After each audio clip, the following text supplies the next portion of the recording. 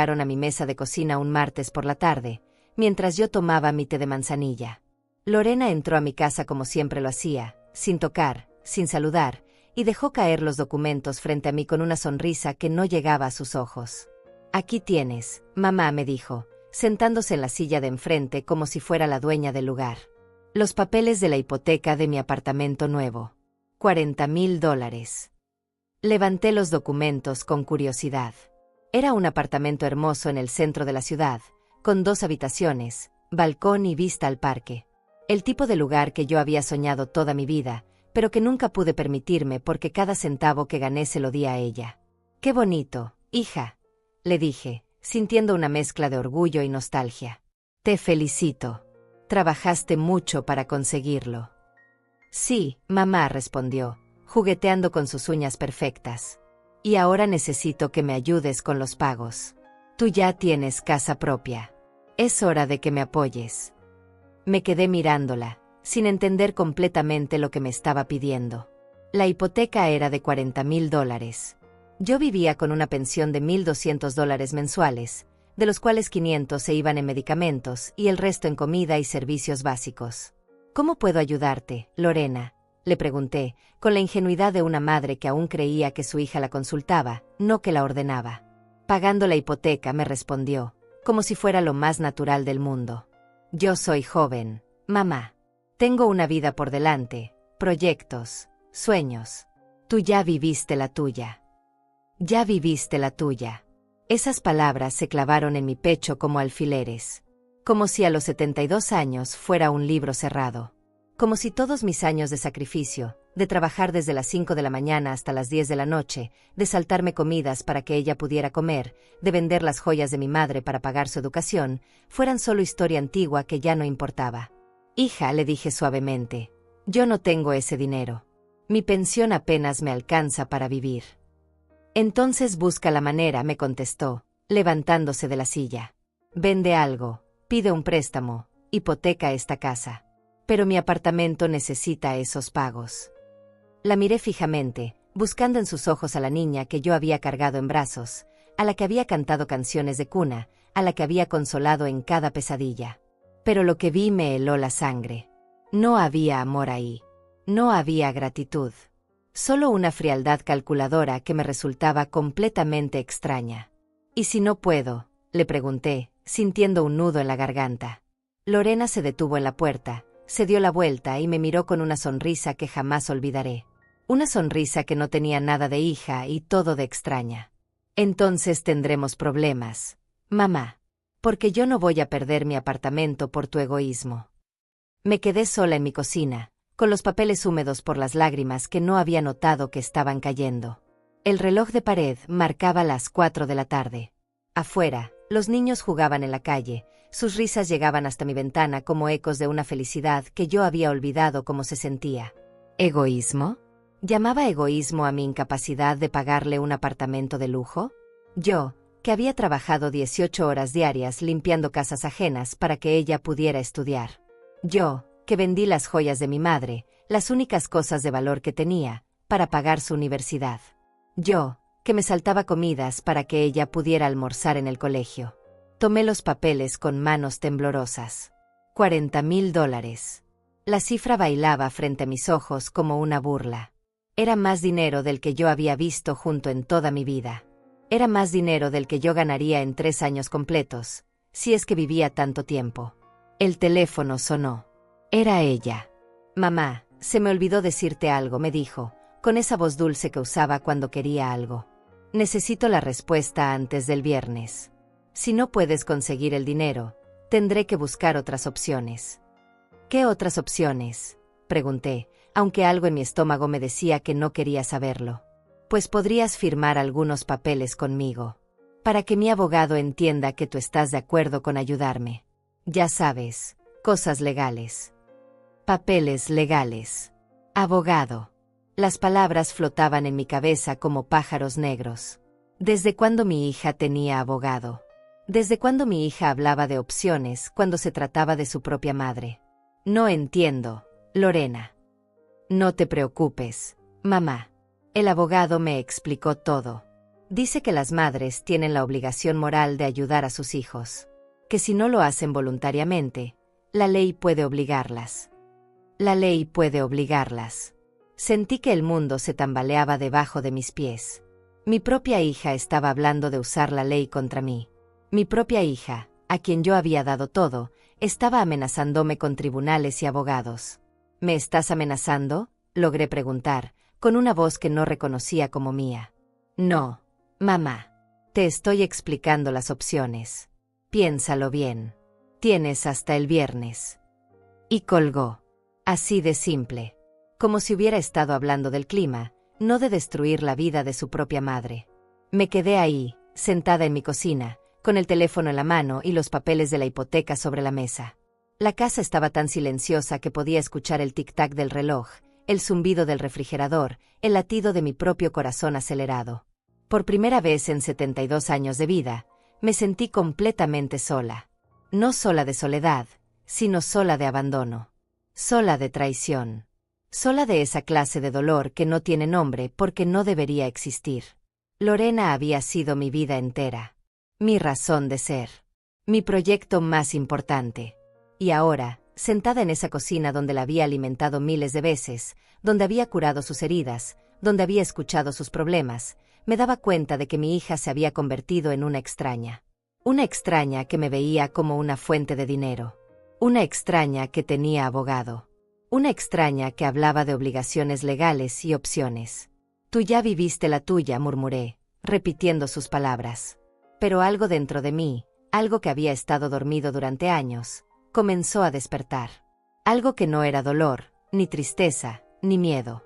Algo que se parecía más a la furia, pero más frío, más calculado, más peligroso. Si mi hija quería jugar con abogados y papeles legales, si mi hija quería convertir nuestro amor en una transacción comercial, entonces tendría que aprender que su madre no era tan indefensa como parecía. Tienes hasta el viernes, repetí sus palabras, y por primera vez en mucho tiempo, sonreí. Pero no era una sonrisa de madre. Era una sonrisa de mujer que acababa de entender que la guerra había comenzado. Todo comenzó cuando Lorena tenía 5 años y me preguntó por qué no teníamos carro como las otras familias. Yo estaba planchando ropa ajena en la mesa del comedor, ganando $3 por cada canasta que terminara, cuando mi niña se acercó con esos ojos grandes y curiosos que me derretían el corazón. «Mami, ¿por qué siempre caminamos?», me preguntó, trepándose a mi regazo a pesar de que yo tenía la plancha caliente en la mano. «Porque caminando vemos más cosas bonitas», le respondí, besando su cabecita. «Y porque así ahorramos dinero para cosas más importantes». Cosas más importantes. Siempre había cosas más importantes que mi comodidad, que mi descanso, que mis necesidades. Lorena era esa cosa más importante. Era todo lo que importaba en mi mundo. Trabajaba desde las 5 de la mañana hasta las 10 de la noche. Limpiaba casas por las mañanas, planchaba ropa por las tardes, y por las noches cosía botones en una fábrica textil. Mis manos siempre estaban agrietadas, mis pies siempre dolían, pero cada centavo que ganaba tenía un destino claro. El futuro de mi hija. Cuando cumplió 8 años, Lorena llegó de la escuela llorando porque sus compañeros se burlaban de sus zapatos rotos. Esa misma noche, vendí el anillo de compromiso que mi madre me había dejado como herencia. Era lo único de valor que tenía, lo único que me conectaba con mi familia, pero al día siguiente Lorena tenía zapatos nuevos y una sonrisa que iluminaba mi mundo. «Gracias, mami», me dijo, abrazándome tan fuerte que pensé que se me iban a romper las costillas. «Eres la mejor mamá del mundo. Eres la mejor mamá del mundo». Esas palabras se convirtieron en mi combustible. Cada vez que mis piernas no podían más, cada vez que mis ojos se cerraban de cansancio, cada vez que el hambre me apretaba el estómago porque había decidido que ella comiera mi porción, recordaba esas palabras y encontraba fuerzas para seguir adelante. Cuando tenía 12 años, Lorena quiso aprender piano. Las clases costaban $50 mensuales. $50 que yo no tenía. Pero conseguí un trabajo adicional lavando platos en un restaurante los fines de semana. Llegaba a casa con las manos en carne viva, pero escuchar a mi niña tocar melodías simples valía cada ampolla, cada cortada, cada hora de sueño perdida. «Mami, cuando sea famosa, te voy a comprar una casa grande», me prometía, acariciando mis manos lastimadas. «Y vas a tener una empleada para que no tengas que trabajar tanto». Una casa grande. Una empleada. Yo sonreía y le decía que solo quería verla feliz, que eso era todo lo que necesitaba. Pero en secreto, en lo más profundo de mi corazón, me permitía soñar con ese futuro donde mi sacrificio tendría sentido, donde mi amor sería recompensado, donde finalmente podría descansar. A los 15 años, Lorena comenzó a cambiar. Ya no me contaba sobre su día en la escuela. Ya no se acurrucaba conmigo en el sofá para ver televisión. Ya no me decía que era la mejor mamá del mundo. Cuando le preguntaba cómo estaba, me respondía con monosílabos. Cuando trataba de abrazarla, se alejaba. Es la adolescencia, me decía la señora Samara, mi vecina. Todos los niños pasan por eso. Ya se le pasará. Pero no se le pasó. Empeoraba cada día. Comenzó a avergonzarse de mí, de mi ropa vieja, de mis manos trabajadas, de mi acento cuando hablaba con sus maestros. Cuando sus amigas venían a casa, me pedía que me quedara en la cocina. No salgas, mamá, me decía, con una voz que se había vuelto fría. Mis amigas no necesitan conocerte. Mis amigas no necesitan conocerte. Cada palabra era un cuchillo, pero yo me decía que era parte de crecer, que era normal que los adolescentes se alejaran de sus padres. Me quedaba en la cocina, escuchando sus risas desde lejos, sintiéndome como una extraña en mi propia casa. A los 18 años, cuando se graduó de la preparatoria, Lorena anunció que quería estudiar en la universidad más cara de la ciudad. La matrícula costaba más de lo que yo ganaba en un año entero. Cuando le expliqué que no podíamos pagarlo, me miró como si le hubiera traicionado. Todas mis amigas van a ir a universidades buenas, me dijo, con esa voz que había aprendido a usar cuando quería hacerme sentir culpable. ¿Por qué yo tengo que conformarme con menos? Esa noche, saqué la cuenta de todo lo que tenía. Mi pequeña casa, las joyas de mi madre, mis ahorros de toda una vida. No era suficiente. Pero había una opción, podía hipotecar la casa. Podía apostar todo lo que tenía al futuro de mi hija. Y lo hice. Hipotequé mi casa, vendí las joyas de mi madre, trabajé 3 trabajos simultáneamente para pagar la universidad de Lorena. Hubo noches que no comía para poder enviarle dinero para sus gastos. Hubo días que caminaba 2 horas para ahorrar el pasaje del autobús y mandárselo a ella. Pero tenía fe. Tenía la certeza de que todo valdría la pena. Que cuando se graduara, cuando tuviera un buen trabajo, cuando fuera exitosa, recordaría todo lo que había hecho por ella. Que me amaría como yo la amaba. Que cuidaría de mí como yo había cuidado de ella. Durante los 4 años de universidad, Lorena me visitaba cada vez menos.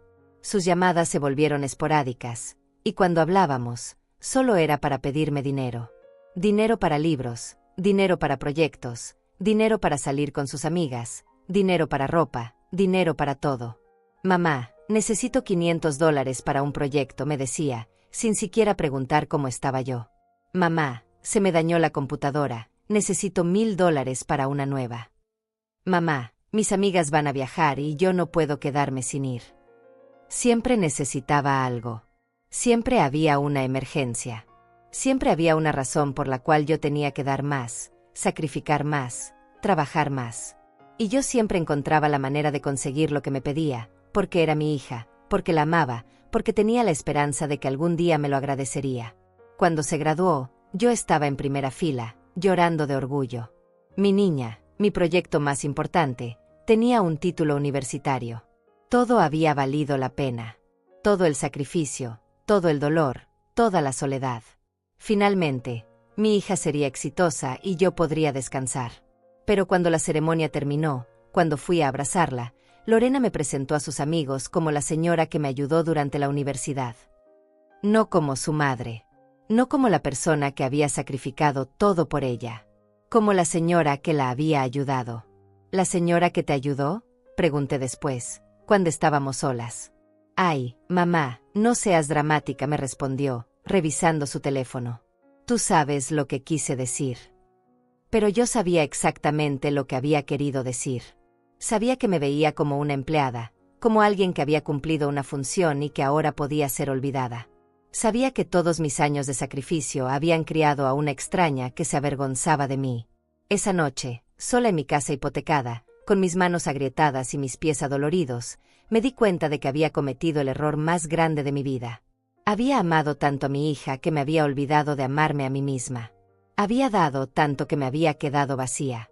Pero aún tenía esperanza. Aún creía que cuando Lorena madurara, cuando tuviera su propio trabajo, cuando entendiera lo que significa luchar por la vida, me valoraría. Aún creía que el amor de una madre era indestructible. No sabía que lo peor estaba por venir. No sabía que mi hija no solo había aprendido a no amarme, sino que había aprendido a verme como su propiedad. Como algo que le pertenecía y que tenía derecho a usar cuando quisiera. Tú ya viviste la tuya, había dicho ese martes, mientras dejaba los papeles de la hipoteca sobre mi mesa. Ahora, sentada en mi cocina, con los documentos frente a mí, me daba cuenta de que había estado ciega durante años. Que había confundido el amor con la entrega total. Que había criado a una hija que no sabía amar porque nunca había tenido que hacerlo. Todo había sido unilateral. Todo había sido yo dando y ella recibiendo. Yo sacrificando y ella tomando. Yo amando y ella acostumbrándose a ser amada sin reciprocidad. Y ahora, cuando ya no tenía más que dar, cuando ya no tenía más que sacrificar, mi hija me veía como un obstáculo. Como algo que estaba en el camino de lo que ella quería. Pero había algo que Lorena no sabía. Había algo que había aprendido en todos esos años de lucha, en todos esos años de sobrevivir sola, en todos esos años de ser fuerte cuando nadie me veía. Había aprendido que el amor verdadero no se mendiga, que el respeto no se negocia, y que a veces, para salvar lo que queda de una misma, hay que dejar ir incluso a lo que más amas. Lorena quería jugar con abogados y amenazas. Quería convertir nuestro vínculo en una transacción legal. Quería obligarme a darle lo que no tenía. Pero se había equivocado de mujer. La madre que había criado ya no existía. En su lugar, había una mujer que había aprendido a pelear por su propia vida. El viernes llegó más rápido de lo que esperaba. Lorena apareció en mi puerta a las 3 de la tarde, pero esta vez no vino sola. Traía con ella a un hombre alto, de traje oscuro, que cargaba un portafolio de cuero como si fuera un arma. «Mamá, te presento a Gustavo Valverde», me dijo Lorena, entrando a mi casa sin esperar invitación. «Es mi abogado. Vino a explicarte las opciones que tenemos». Mi abogado. No nuestro abogado. No un abogado que nos fuera a ayudar a las dos. Su abogado. Como si yo fuera el enemigo contra el cual necesitaba protegerse.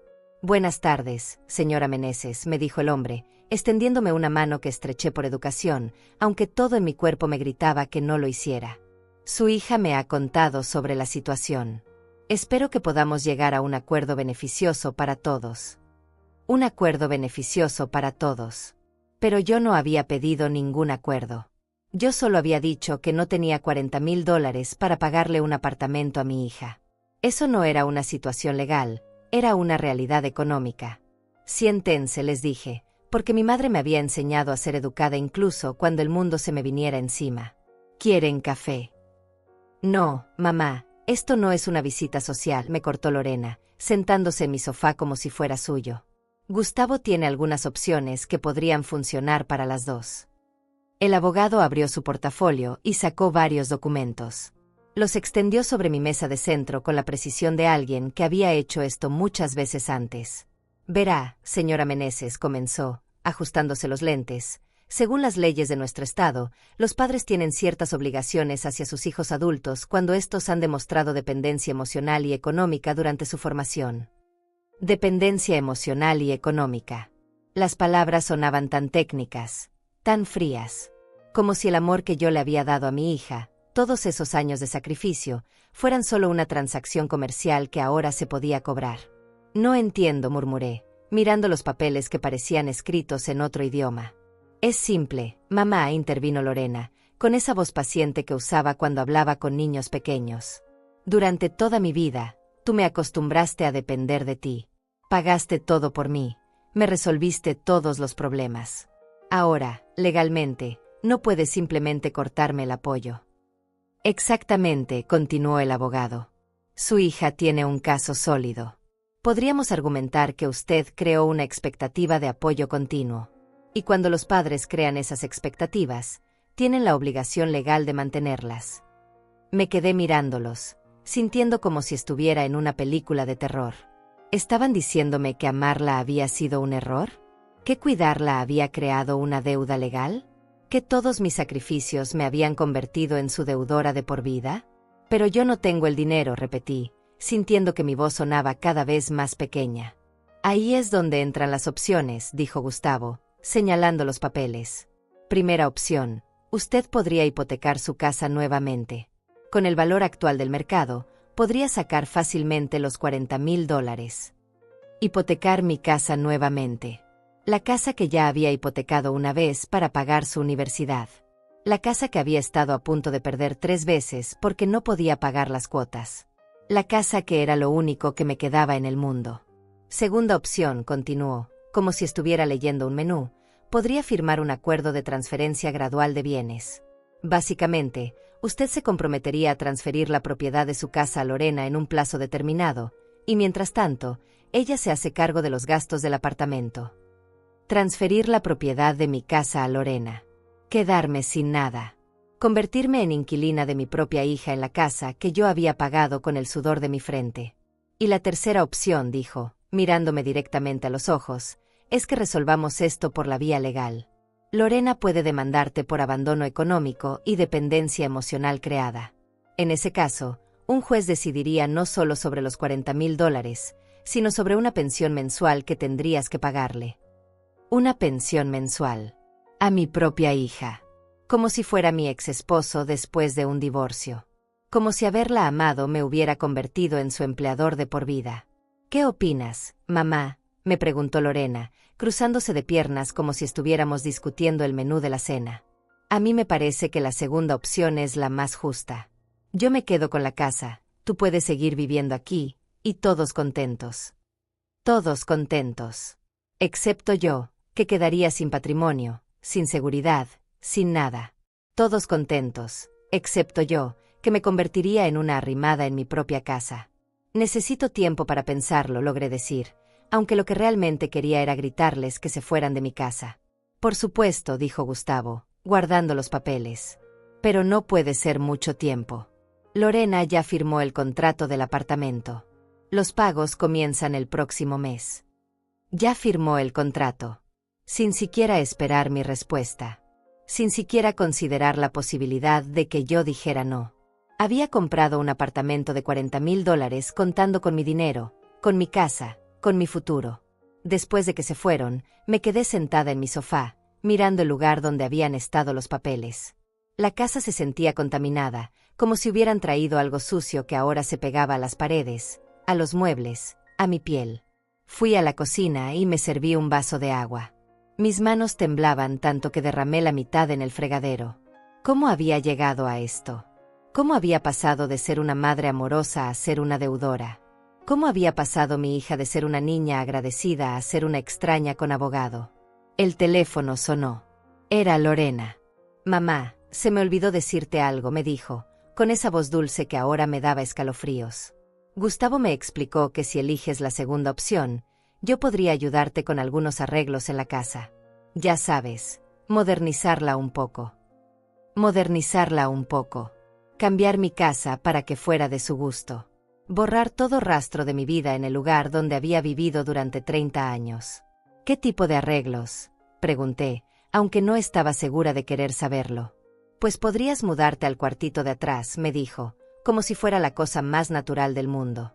Yo necesitaría la habitación principal para cuando traiga visitas. Y el salón podría convertirse en mi oficina. Sería perfecto para las dos. El cuartito de atrás. El cuarto donde guardaba las herramientas y las cajas viejas. El cuarto sin ventanas, sin luz natural, sin espacio para una cama decente. Ese sería mi nuevo hogar mientras mi hija vivía en mi habitación, usaba mi sala, convertía mi casa en la suya. Lorena, le dije, sintiendo que algo dentro de mí se endurecía como el cemento, ¿tú me amas? La pregunta la tomó por sorpresa. Hubo un silencio largo, demasiado largo. Un silencio que me dio todas las respuestas que necesitaba. Ay, mamá, me respondió finalmente, con una risa incómoda. ¿Por qué preguntas esas cosas? Claro que te amo. Por eso quiero que vivamos juntas. Por eso quiero cuidarte. Quiero cuidarte. Pero su idea de cuidarme era encerrarme en un cuarto sin ventanas mientras ella disfrutaba de mi casa y mi dinero. Su idea de amor era convertirme en su esclava legal. Solo preguntaba, le dije, tratando de mantener la voz neutral. Bueno, piénsalo bien, me dijo. Gustavo dice que si esperamos mucho, los precios de los abogados pueden subir. Es mejor resolver esto rápido. Y colgó. Otra vez. Como si fuera lo más normal del mundo terminar una conversación sobre destruir la vida de tu madre con un piénsalo bien. Me quedé ahí, en mi cocina, sosteniendo el teléfono y sintiendo que el mundo se había vuelto loco. Mi hija no solo quería mi dinero. No solo quería mi casa. Quería mi dignidad. Quería convertirme en su proyecto de caridad, en su buena acción, en la viejita que cuidaba por obligación. Pero había algo que empezaba a crecer dentro de mí. Algo que no era dolor ni tristeza. Algo frío, calculado, paciente. Algo que me susurraba que si mi hija quería jugar con abogados y contratos, tendría que aprender que su madre no era tan ingenua como parecía. Esa noche, por primera vez en años, no pude dormir. No por tristeza, sino por una extraña sensación de claridad. Como si finalmente estuviera viendo la realidad sin los lentes del amor maternal. Como si finalmente estuviera despertando de un sueño que había durado demasiado tiempo. Lorena había cometido un error. Había mostrado sus cartas demasiado pronto. Había revelado que me veía como su propiedad, como algo que podía manipular y controlar. Había traído abogados antes de agotar el diálogo. Pero yo también tenía opciones. Yo también podía jugar ese juego. Y tenía algo que ella no tenía.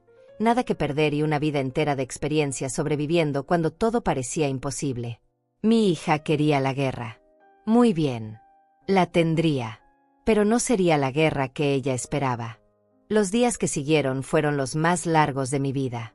Lorena no volvió a llamar, como si hubiera decidido que ya había dicho todo lo que tenía que decir.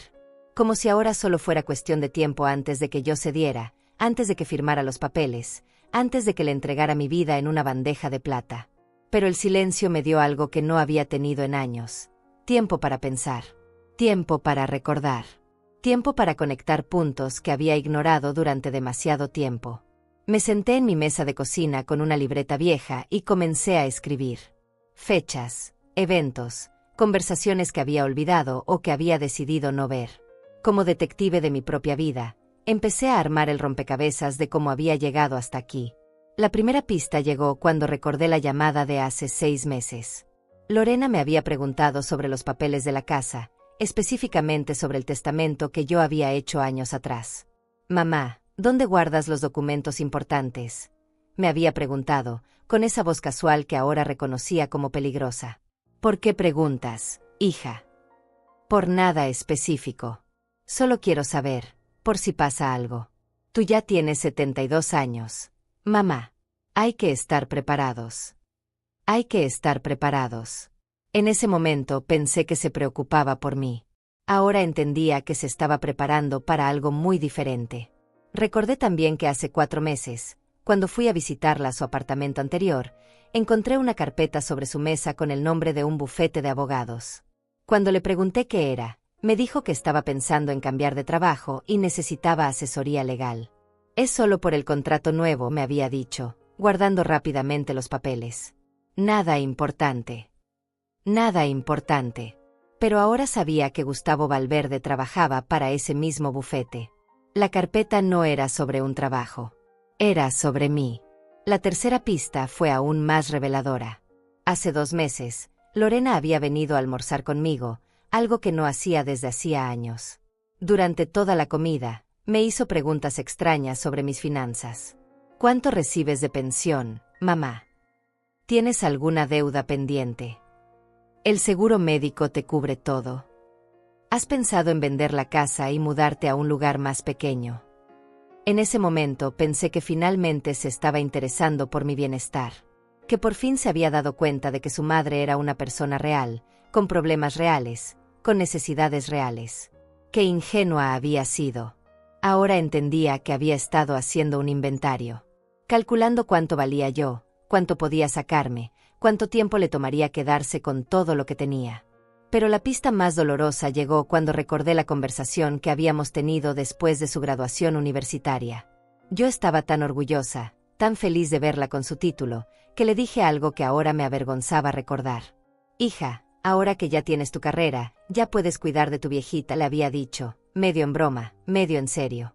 Lorena se había quedado callada un momento largo, y luego me había mirado con una expresión que no pude descifrar en ese momento. Claro, mamá, me había respondido. Tú cuidaste de mí. Ahora me toca cuidarte a ti. Pero su idea de cuidarme era muy diferente a la mía. Yo pensaba en amor, en compañía, en reciprocidad. Ella pensaba en control, en posesión, en aprovechamiento. Sentada en mi cocina, con la libreta llena de fechas y recuerdos, me di cuenta de que Lorena había estado planeando esto durante meses, tal vez años. El apartamento lujoso no había sido un capricho repentino. Era parte de un plan más grande, un plan donde yo era el banco, la garantía, el seguro de vida. El teléfono sonó, interrumpiendo mis pensamientos. Era mi vecina, la señora Samara. «Fátima, ¿estás bien?», me preguntó, con esa voz preocupada que me conocía desde hacía 20 años. «Hace días que no te veo. Y ayer vi un carro extraño en tu entrada». El carro de Gustavo. Por supuesto que Samara lo había visto. Esa mujer no se perdía nada de lo que pasaba en el barrio. «Estoy bien, Samara», le mentí. «Solo tengo algunas cosas que resolver». «¿Necesitas que te acompañe a algún lado? ¿O que hablemos?». Por un momento, estuve tentada a contarle todo. A desahogarme con alguien que me conocía, que me quería sin condiciones, que me vería como víctima y me consolaría. Pero algo me detuvo. Una voz interior que me decía que esto era mi batalla, que tenía que resolverlo sola, que no podía permitirme ser vista como la pobre viejita que había sido traicionada por su hija. «Gracias, Samara, pero estoy bien. Solo necesito un poco de tiempo sola». Después de colgar, me di cuenta de algo importante. Por primera vez en años, no había corrido a buscar apoyo emocional. No había buscado a alguien que me dijera que todo iba a estar bien, que Lorena me amaba en el fondo, que esto era solo una mala época que pasaría. Por primera vez, estaba enfrentando la realidad sin anestesia. Y la realidad era brutal, pero también era liberadora. Mi hija no me amaba. No de la manera en que una hija debería amar a su madre. Me veía como una fuente de recursos, como una obligación, como algo que tenía derecho a explotar porque yo se lo había permitido durante toda su vida. Pero también me di cuenta de otra cosa. Lorena había subestimado a su madre. Había asumido que yo era la misma mujer ingenua que había criado durante 35 años. Había asumido que yo simplemente aceptaría su ultimátum, que firmaría sus papeles, que me resignaría a vivir en el cuartito de atrás de mi propia casa. Se había equivocado. Esa noche, fui al ropero de mi habitación y saqué una caja que no había abierto en años. Era una caja pequeña, de metal, donde guardaba los documentos más importantes de mi vida. Mi acta de nacimiento, mi acta de matrimonio, el acta de defunción de mi esposo, los papeles de la casa, mi testamento. Pero había algo más. Algo que había guardado durante años sin saber por qué. Cartas que Lorena me había escrito cuando estaba en la universidad. Cartas donde me pedía dinero, donde me prometía que algún día me lo devolvería, donde me decía cuánto me amaba y cuánto valoraba mi sacrificio. Las leí todas, una por una. Y en cada carta encontré promesas rotas, manipulación emocional, peticiones disfrazadas de amor. Mi hija había sido una experta en hacer que me sintiera culpable por no dar más, en hacerme sentir egoísta por tener necesidades propias, en convertir mi amor maternal en una herramienta para conseguir lo que quería. «Querida mamá», decía una carta de cuando tenía 20 años, «sé que es mucho dinero, pero este viaje a Europa con mis compañeras es muy importante para mi formación. Tú siempre me has enseñado que la educación es lo más importante. No puedo ser la única que se quede sin ir. Sería muy humillante para mí. Sé que harás este sacrificio porque me amas». «Porque me amas». Siempre terminaba con eso. Siempre convertía su demanda en una prueba de mi amor. Y yo, como la tonta que era, siempre caía en la trampa. Otra carta, de cuando tenía 23 años. «Mamá, necesito que me ayudes con el depósito de mi nuevo apartamento. Sé que acabas de prestarme $1000, pero este lugar es perfecto y si no lo tomo ahora, lo perderé. Confío en ti porque sé que siempre has querido lo mejor para mí. Cuando tenga mi trabajo estable, te prometo que te devolveré todo». Te prometo que te devolveré todo. Pero nunca devolvió nada.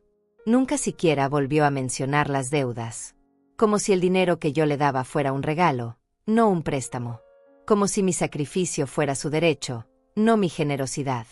Y la carta más reciente, de hace apenas 2 años. Mamá, gracias por entender que necesito mi espacio. Sé que a veces no te llamo tanto como antes, pero eso no significa que no te ame. Solo significa que estoy construyendo mi propia vida.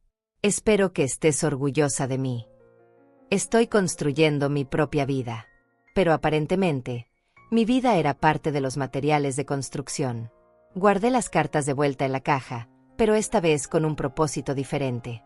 Ya no eran recuerdos dolorosos. Eran evidencia. Eran prueba de un patrón de manipulación que había durado años. Eran mi seguro contra lo que estaba por venir. Porque ahora entendía el juego. Lorena no había inventado esta estrategia de la noche a la mañana. Había estado practicándola durante años, perfeccionándola, usándola cada vez que necesitaba algo de mí. La única diferencia era que ahora tenía ayuda legal. Pero yo también tenía cartas que jugar. Yo también tenía evidencia. Y tenía algo que Lorena había perdido en el camino, la capacidad de sobrevivir cuando todo parecía imposible. Mi hija había crecido en la comodidad que yo le había dado. Nunca había tenido que pelear por nada, nunca había tenido que ser fuerte cuando el mundo se le venía encima, nunca había tenido que encontrar soluciones cuando no las había.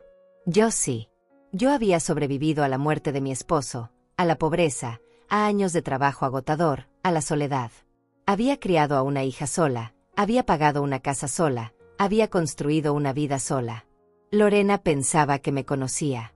Pensaba que sabía exactamente cómo reaccionaría, cómo me rendiría, cómo aceptaría su plan. Pero se había equivocado. La mujer que había criado había desaparecido. En su lugar, había una mujer que ya no tenía nada que perder y que había decidido que no perdería ni un centavo más. El juego había comenzado. Pero esta vez, yo también sabía las reglas. El lunes por la mañana desperté con una claridad que no había sentido en años. No era la claridad de la tristeza ni de la resignación. Era la claridad de quien ha tomado una decisión y sabe exactamente lo que tiene que hacer. Me vestí con mi mejor ropa, la blusa azul que guardaba para ocasiones especiales y los zapatos negros que solo usaba para ir a misa. Si iba a pelear por mi vida, lo haría con dignidad. Mi primera parada fue el banco. Había sido cliente de la misma sucursal durante 20 años, y la cajera, Estefanía, me conocía por mi nombre.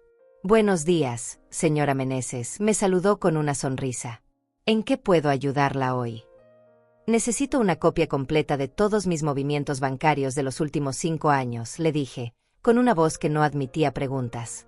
Estefanía me miró sorprendida. Yo nunca había pedido algo así antes.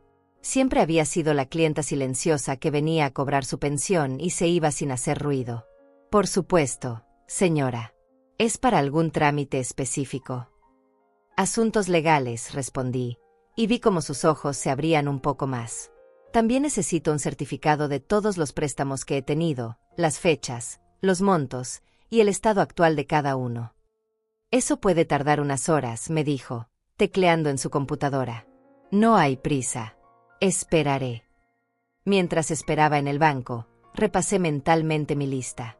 Los movimientos bancarios me mostrarían exactamente cuánto dinero había transferido a Lorena a lo largo de los años. Cuánto había gastado en su educación, en sus caprichos, en sus emergencias inventadas. Si mi hija quería convertir nuestra relación en algo legal, tendría que ver todos los números. Cuando me entregaron los documentos, el total me dejó sin aliento.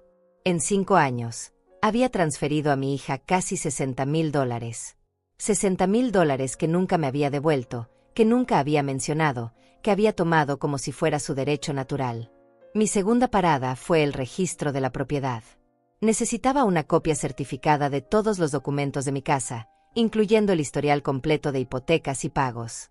El empleado, un joven que parecía aburrido con su trabajo, me atendió con desgana hasta que le expliqué lo que necesitaba. «¿Está pensando en vender?», me preguntó, con súbito interés. «Estoy pensando en protegerme», le respondí. Los documentos mostraban claramente que yo había pagado la hipoteca original de mi casa durante 15 años. Que la había hipotecado nuevamente hace 6 años para pagar la universidad de Lorena. Que había estado a punto de perderla 3 veces por atrasos en los pagos. Y que ahora, Finalmente, faltaban solo 2 años para terminar de pagarla completamente. 2 años. En 2 años, mi casa sería completamente mía, sin deudas, sin hipotecas. Mi única garantía de seguridad en la vejez. Y mi hija quería que se la entregara como si fuera un regalo de cumpleaños. Mi tercera parada fue la biblioteca pública. Necesitaba investigar las leyes que Gustavo había mencionado. Dependencia emocional y económica. Obligaciones de los padres hacia hijos adultos. Demandas por abandono económico. La bibliotecaria, una mujer de mi edad llamada Celia, me ayudó a encontrar los libros de derecho civil y los códigos familiares del Estado. ¿Está escribiendo algo?, me preguntó, curiosa al ver que había llenado una libreta completa con notas. Estoy defendiéndome, le respondí, y ella asintió como si entendiera perfectamente lo que eso significaba. Después de 3 horas de lectura, tenía las respuestas que necesitaba. Las leyes que Gustavo había citado existían, pero tenía limitaciones muy específicas. Para que un hijo adulto pudiera demandar a un padre por abandono económico, tenía que demostrar incapacidad física o mental para valerse por sí mismo. Tenía que probar que había sido impedido de desarrollar independencia económica por acciones deliberadas del padre. Lorena tenía 35 años, un título universitario, y trabajaba en una empresa de marketing. No tenía ninguna incapacidad. No había sido impedida de nada. Al contrario, había sido apoyada más allá de lo razonable. Pero había más. Según la ley, si existía un patrón de abuso financiero por parte del hijo hacia el padre, cualquier demanda podía ser revertida. El hijo abusivo podía ser obligado a devolver todo el dinero recibido indebidamente. Abuso financiero. Las palabras resonaron en mi cabeza como campanas. Eso era exactamente lo que Lorena había estado haciendo durante años. Manipularme emocionalmente para obtener dinero. Aprovecharse de mi amor maternal para financiar su estilo de vida. Mi cuarta parada fue el bufete de abogados al otro lado de la ciudad. No el bufete de Gustavo, sino su competencia. Había buscado en las páginas amarillas y encontrado un abogado especializado en derecho familiar y abuso de personas mayores. Vicente Serrano tenía unos 50 años, cabello gris, y ojos que me recordaron a mi padre. Cuando le expliqué mi situación, sin ocultar ningún detalle, se quedó callado un momento largo. Señora Meneses, me dijo finalmente, ¿está usted dispuesta a pelear?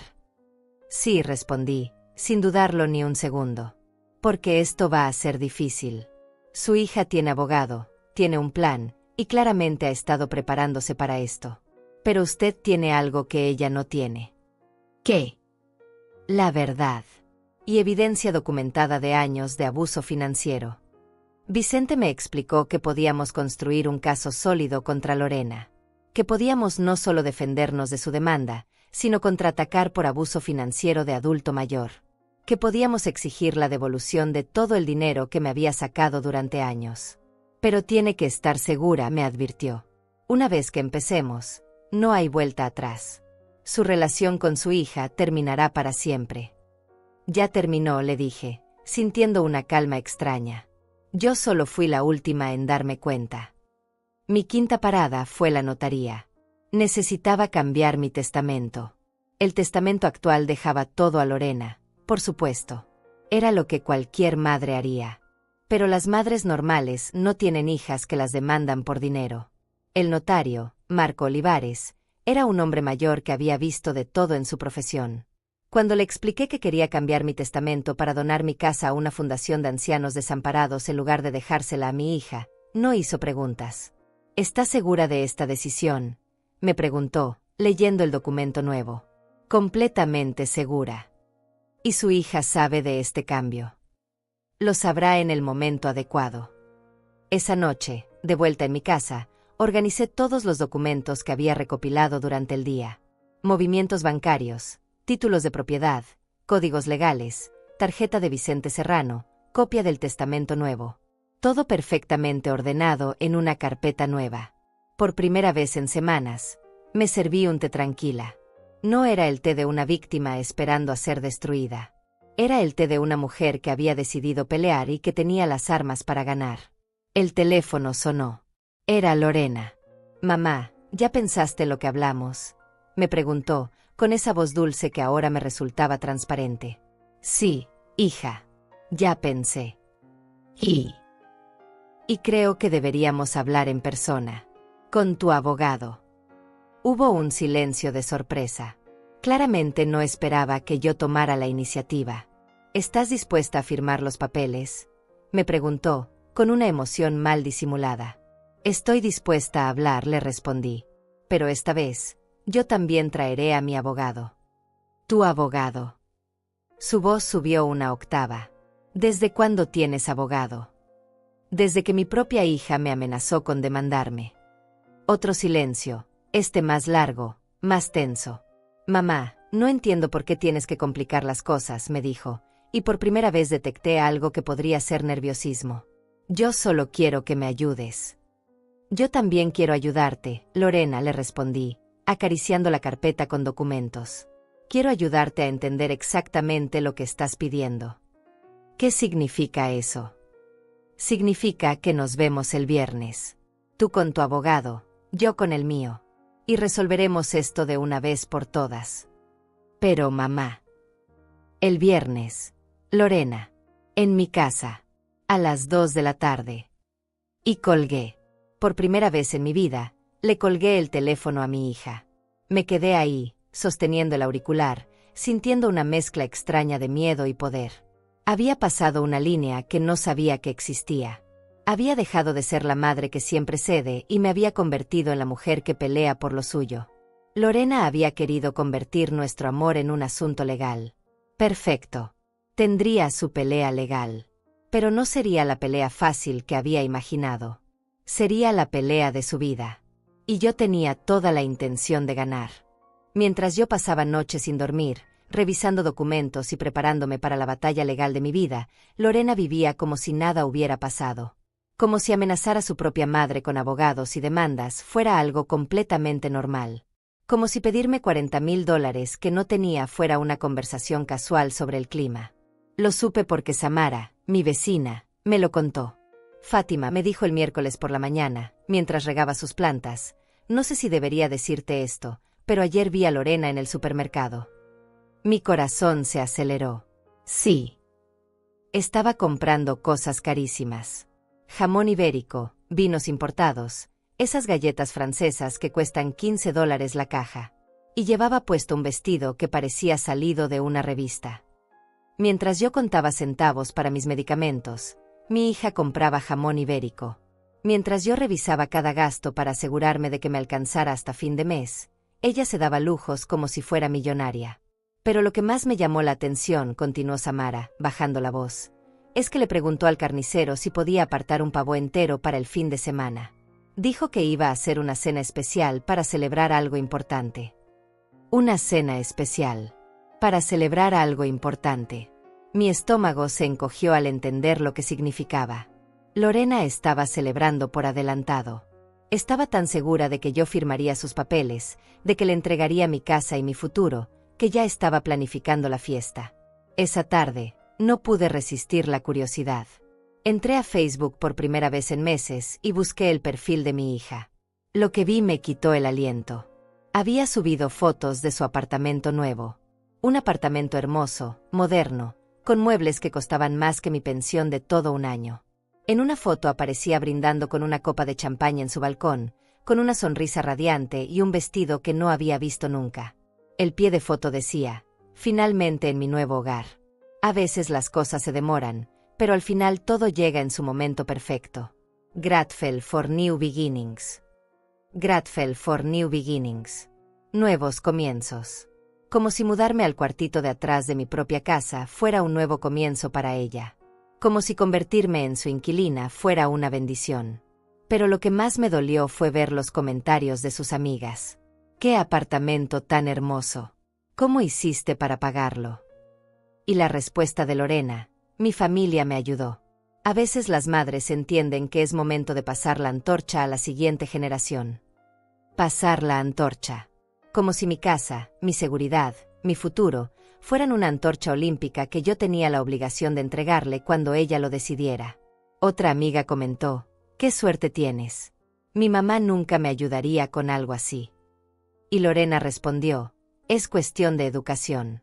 Algunas madres entienden cuál es su papel en la vida de sus hijos. ¿Cuál es su papel? Mi papel, según mi hija, era ser su banco personal. Mi papel era sacrificar mi estabilidad por sus caprichos. Mi papel era desaparecer silenciosamente para que ella pudiera brillar. Siguiendo los comentarios, encontré algo aún peor. Una conversación con su prima, Adelaida, que yo había ayudado a criar cuando era niña. Prima, no sabía que tu mamá tenía tanto dinero, había escrito Adelaida. Ay, prima, las viejitas siempre tienen dinero guardado debajo del colchón, respondió Lorena. Solo hay que saber cómo pedírselo. La clave está en hacerles sentir que es su idea. Las viejitas. Me había llamado viejita en público. Como si fuera un estereotipo, no su madre. Como si fuera una extraña de la que se aprovechaba, no la mujer que había sacrificado todo por ella. Y esa frase, hacerle sentir que es su idea. Era exactamente lo que había hecho durante años. Manipularme para que yo sintiera que ayudarla era mi decisión, no su exigencia. Hacerme sentir culpable cuando no podía darle lo que pedía. Convertir mi amor en su herramienta de control. Pero había más. En su historia de Instagram, que pude ver porque su perfil era público, había subido un video caminando por las tiendas más caras de la ciudad, probándose ropa y riéndose con sus amigas. Shopping therapy mientras espero que se resuelvan algunos asuntos familiares, había escrito sobre el video. Sometimes you have to be patient with older people. A veces tienes que ser paciente con la gente mayor. Con un emoji de ojos en blanco. Como si yo fuera una niña caprichosa que necesitaba tiempo para entender lo obvio. El viernes por la mañana, el día de nuestra reunión, Lorena subió una foto desayunando en un café caro del centro de la ciudad. Huevos Benedict, zumo de naranja recién exprimido, croissants franceses. Un desayuno que costaba más que mi comida de 3 días. El pie de foto decía, Power Breakfast antes de resolver asuntos importantes. Confident and ready. Confident and ready. Confiada y lista. Para destruir a su propia madre. Para quitarme todo lo que tenía. Para convertirme en su proyecto de caridad. Pero lo que más me llamó la atención de esa foto no era la comida cara ni la sonrisa falsa. Era lo que llevaba puesto. Un collar de perlas que me resultaba familiar. Demasiado familiar. Eran las perlas de mi madre. Las perlas que yo había guardado durante 40 años como el único recuerdo de la mujer que me había dado la vida. Las perlas que había puesto en una caja fuerte en mi ropero, prometiéndome que algún día se las daría a Lorena cuando fuera el momento adecuado. Cuando se las había llevado. Cuando había entrado a mi casa, había abierto mi ropero, había violado mi privacidad para robar algo que ni siquiera le había ofrecido. Y ahí estaba, luciéndolas en Instagram como si fueran suyas. Como si tuviera derecho a tomar lo que quisiera de mi vida sin siquiera preguntarme. Me levanté de la computadora con las piernas temblando. No era solo tristeza ni dolor. Era rabia. Una rabia fría, calculada, que se instaló en mi pecho como un hielo que quema. Fui a mi ropero y abrí la caja fuerte. Las perlas no estaban. Pero había otras cosas que faltaban. Los aretes de oro que mi esposo me había regalado en nuestro 10º aniversario. El reloj de plata que había sido de mi padre. Un anillo con un diamante pequeño que había comprado con el primer sueldo de mi vida. Lorena había estado robándome durante meses, tal vez años. Entrando a mi casa cuando yo no estaba, revisando mis cosas, tomando lo que le gustaba. Convirtiendo mi hogar en su tienda personal. Y yo, ciega de amor maternal, había pensado que tal vez había perdido las cosas. Que mi memoria ya no era la misma. Que la edad me estaba jugando malas pasadas. No era la edad. Era mi propia hija, robándome sistemáticamente mientras sonreía y me llamaba mami. El teléfono sonó. Era ella. Mamá, ¿estás lista para nuestra reunión? Me preguntó, con esa voz alegre que ahora me resultaba insoportable. Sí, Lorena. Estoy lista. Espero que hayas recapacitado sobre todo esto. Gustavo dice que podemos resolver esto muy fácilmente si tú cooperas. Si yo coopero. Como si resistirme a que me robaran fuera falta de cooperación. He estado pensando mucho, le dije, acariciando la carpeta de documentos que había preparado Vicente. ¡Qué bueno! Sabía que entenderías que esto es lo mejor para las dos. Lo mejor para las dos. Mientras ella compraba jamón ibérico con mi futuro dinero, mientras celebraba su nueva vida con mi sacrificio, mientras se robaba las joyas de mi madre como si fueran suyas. Nos vemos a las 2, le dije. Nos vemos, mami. Y gracias por entender. Colgué y me quedé ahí, sosteniendo el teléfono, sintiendo que algo dentro de mí había cambiado para siempre. Ya no era dolor. Ya no era tristeza. Era una determinación fría, implacable. Mi hija había cometido su error más grande. No solo me había subestimado, sino que había dejado evidencia de todo. Sus propias palabras en redes sociales, sus propias fotos, sus propios comentarios, serían su perdición. Había estado tan segura de su victoria que había documentado su plan públicamente. Había sido tan arrogante que había confesado su manipulación en comentarios de Facebook. Había estado tan confiada que había celebrado antes de ganar. Pero no había ganado. Ni siquiera había empezado a pelear. Porque la mujer que había criado ya no existía. En su lugar, había una mujer que había perdido todo lo que tenía que perder, excepto su dignidad. Y esa dignidad no era negociable.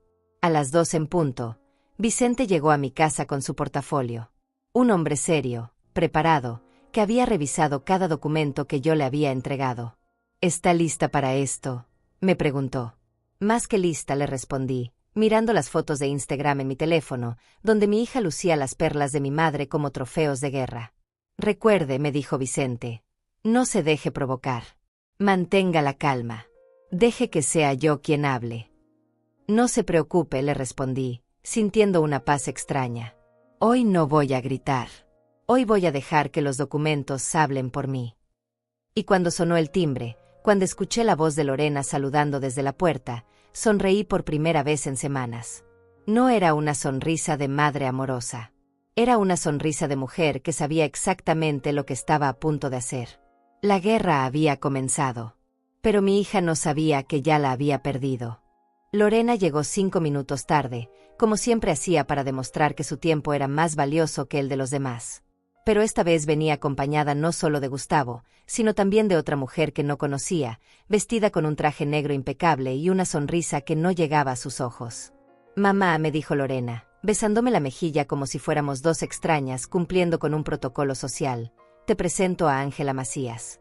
Es especialista en derecho familiar y vino a ayudarnos a resolver esto rápidamente. Ayudarnos a resolver. Como si yo fuera parte del problema, no la víctima. Como si mi resistencia a ser robada fuera el obstáculo que había que superar. Señora Meneses, me dijo Ángela, extendiendo una mano fría, espero que podamos llegar a un acuerdo que beneficie a toda la familia. Yo también, le respondí, señalando hacia la sala. Pasen, por favor. Vicente ya estaba sentado en mi sofá, con su portafolio perfectamente organizado sobre la mesa de centro. Cuando Lorena lo vio, su sonrisa se tensó ligeramente. Mamá, ¿no me dijiste que tu abogado ya estaría aquí?, me dijo, con un tono que pretendía ser casual pero que traicionaba su molestia. Te dije que vendría con mi abogado, le respondí, tomando asiento frente a ella. Vicente Serrano, especialista en derecho familiar y protección de adultos mayores. La palabra protección cayó en la sala como una piedra en agua quieta. Vi cómo Gustavo y Ángela intercambiaron una mirada rápida, el tipo de mirada que significa esto no era lo que esperábamos. Bueno, dijo Gustavo, abriendo su portafolio, creo que todos queremos resolver esto de la manera más amigable posible. Señora Meneses, hemos preparado los documentos que discutimos la semana pasada. Sacó 3 contratos diferentes, todos con mi nombre ya escrito en los espacios correspondientes. Solo faltaba mi firma para convertirme en la esclava legal de mi propia hija. Aquí está la opción de transferencia gradual de bienes, dijo, poniendo el primer documento frente a mí. Usted mantiene el derecho de habitación de por vida, pero la propiedad se transfiere a Lorena inmediatamente. El derecho de habitación de por vida. En mi propia casa. Como si fuera una inquilina de mi propia vida.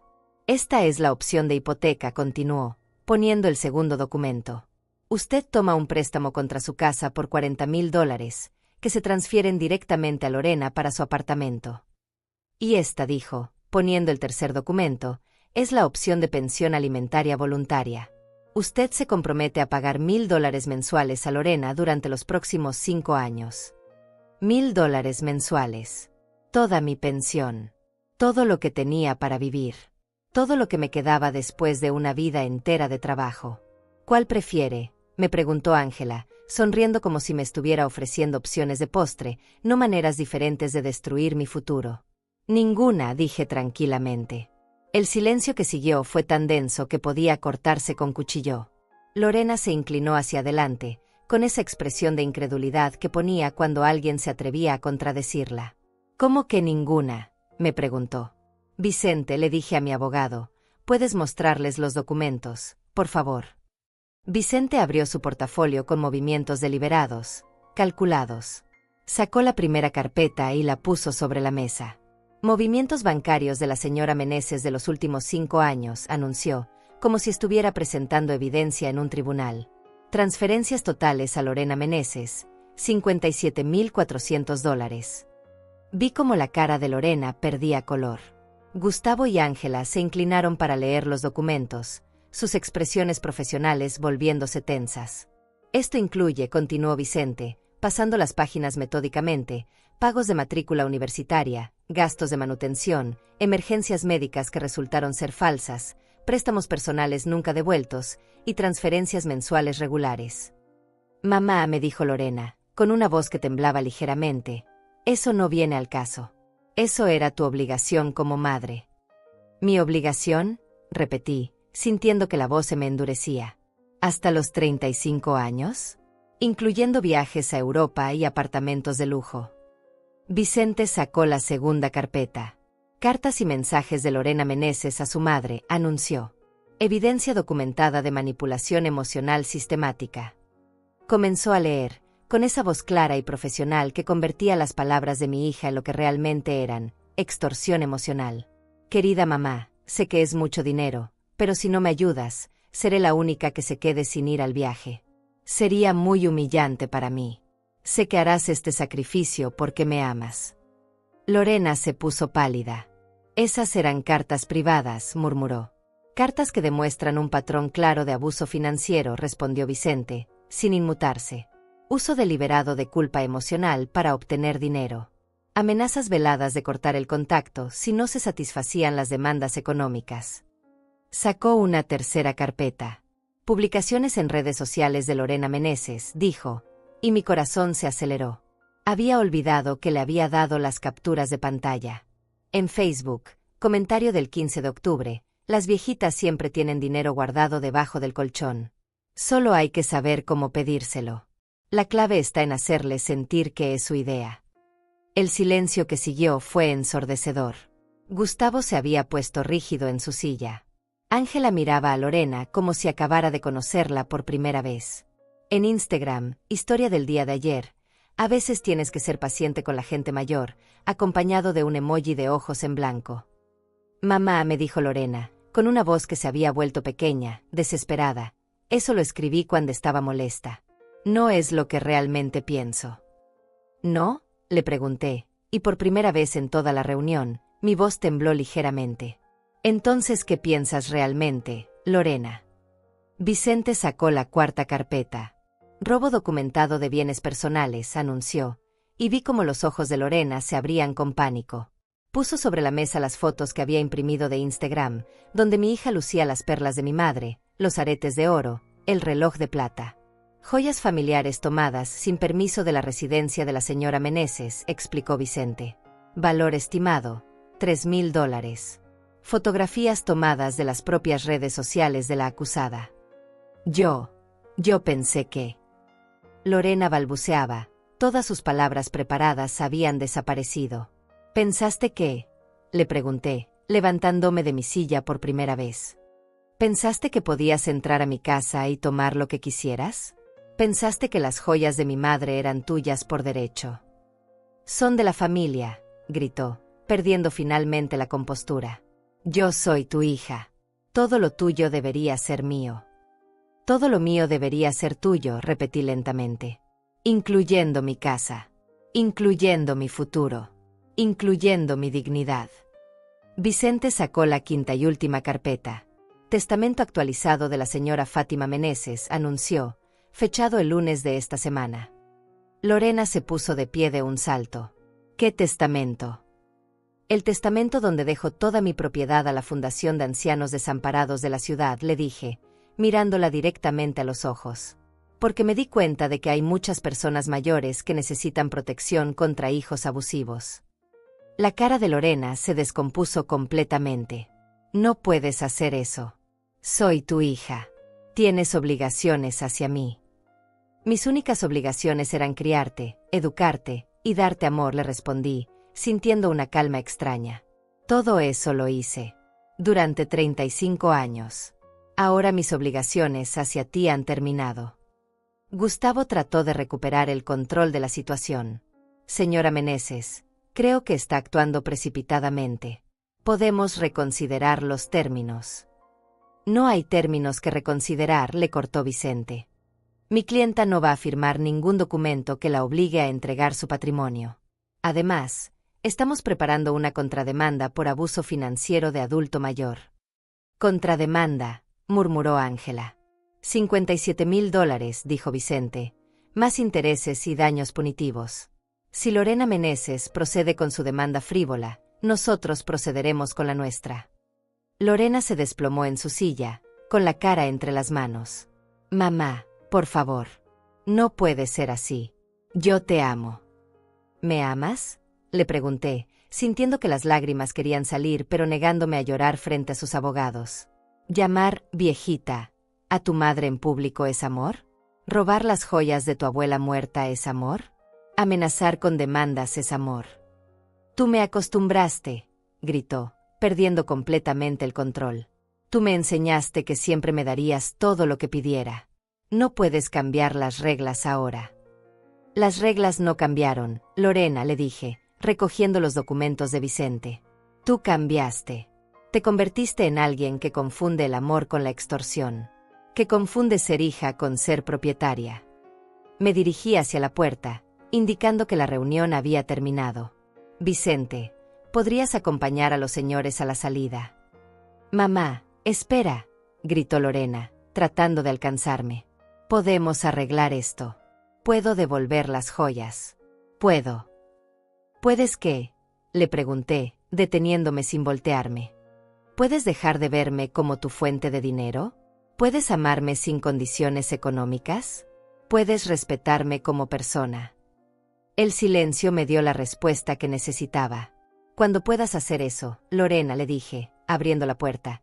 Cuando puedas amarme como yo te amé, sin pedir nada a cambio, podemos hablar.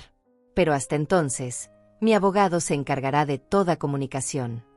Gustavo y Ángela salieron sin decir palabra, claramente derrotados. Lorena se quedó en el umbral, llorando, pero sus lágrimas ya no me conmovían. Había aprendido a distinguir entre las lágrimas del dolor y las lágrimas de la frustración por no conseguir lo que se quiere. Mamá, me dijo una última vez, soy tu hija. Sí, le respondí, cerrando la puerta lentamente. Eras mi hija. Ahora eres una extraña que comparte mi sangre. Y cerré la puerta. No con rabia, no con dolor, sino con una calma que no había sentido en años. Del otro lado, escuché sus sollozos, sus gritos, sus súplicas. Pero no abrí. Por primera vez en mi vida, no abrí la puerta para consolar a mi hija. Porque la hija que había criado había muerto.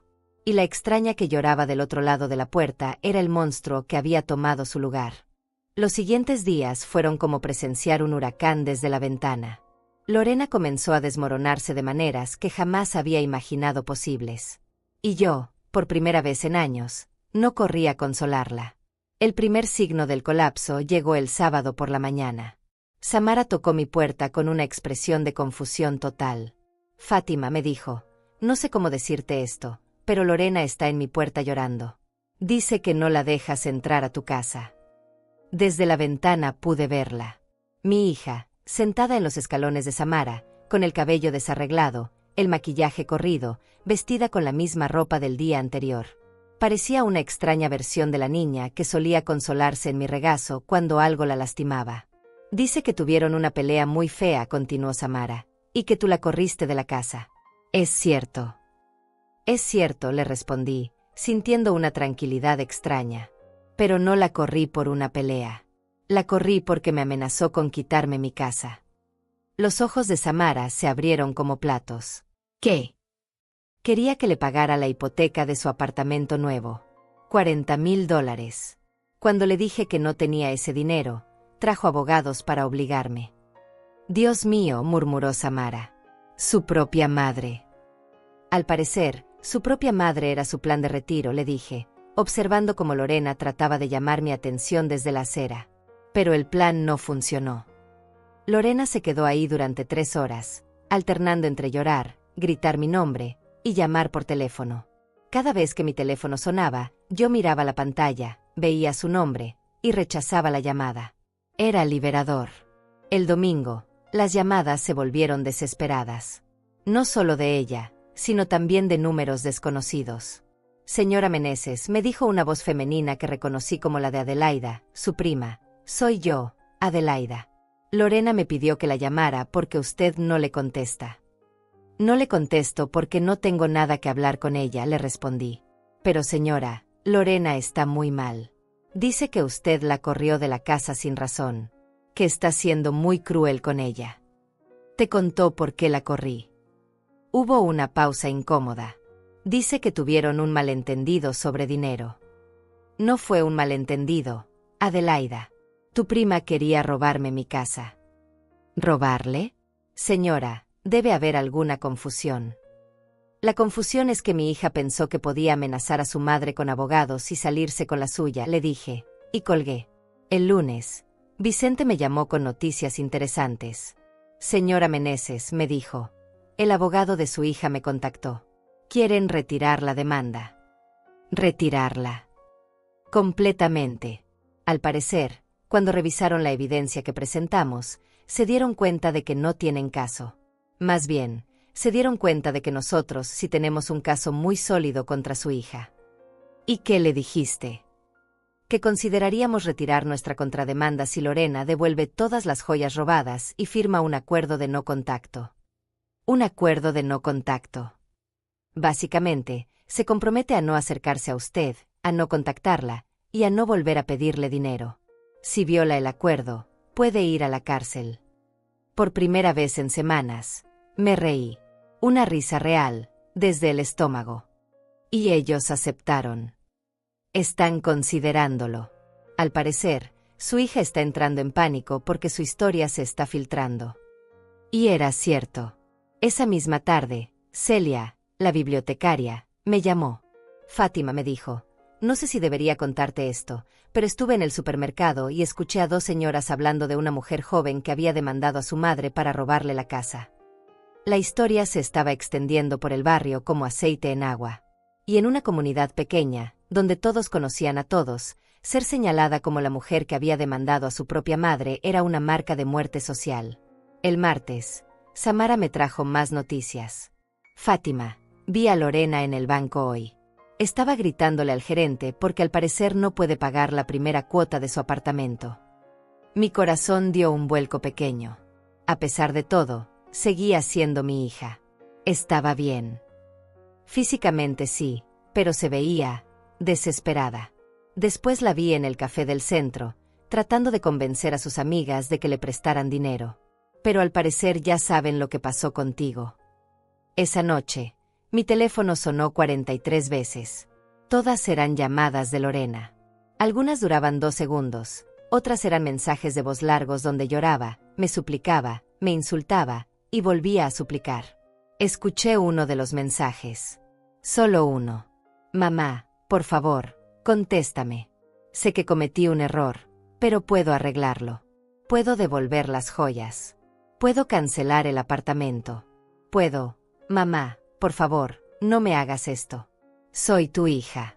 Soy lo único que tienes en el mundo. Soy lo único que tienes en el mundo. Aún en su desesperación, aún suplicando, seguía siendo manipuladora. Seguía tratando de hacerme sentir que yo era la que estaba sola, no ella. Borré el mensaje. El miércoles, la situación se agravó. Vicente me llamó con urgencia. Señora Meneses, tengo malas noticias. Su hija publicó en Facebook acusándola de abuso de adulto mayor. Sentí que el estómago se me hundía. ¿Qué dice? Dice que usted la corrió de la casa, que le niega ayuda económica cuando ella la necesita, y que la está manipulando emocionalmente. Ha subido fotos de cuando era niña, tratando de generar simpatía. Y la gente le cree.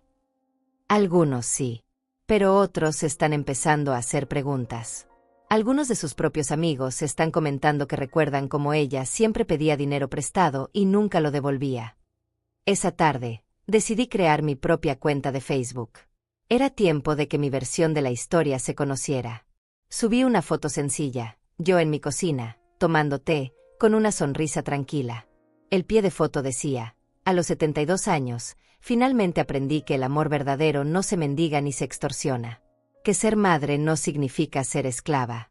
Y que a veces, para salvar lo que queda de una misma, hay que dejar ir incluso a lo que más amas. En 2 horas, la publicación tenía más de 200 comentarios. La mayoría de apoyo, de mujeres mayores que habían pasado por situaciones similares, de madres que entendían exactamente lo que había vivido. Pero también había comentarios de personas que conocían a Lorena. Antiguos jefes que contaban cómo había renunciado sin aviso cuando no le dieron un aumento. Amigas que recordaban cómo siempre olvidaba su billetera cuando salían a comer. Compañeros de universidad que contaban cómo había dejado que otros pagaran sus gastos de graduación. El patrón era claro. Lorena había estado usando y desechando personas toda su vida.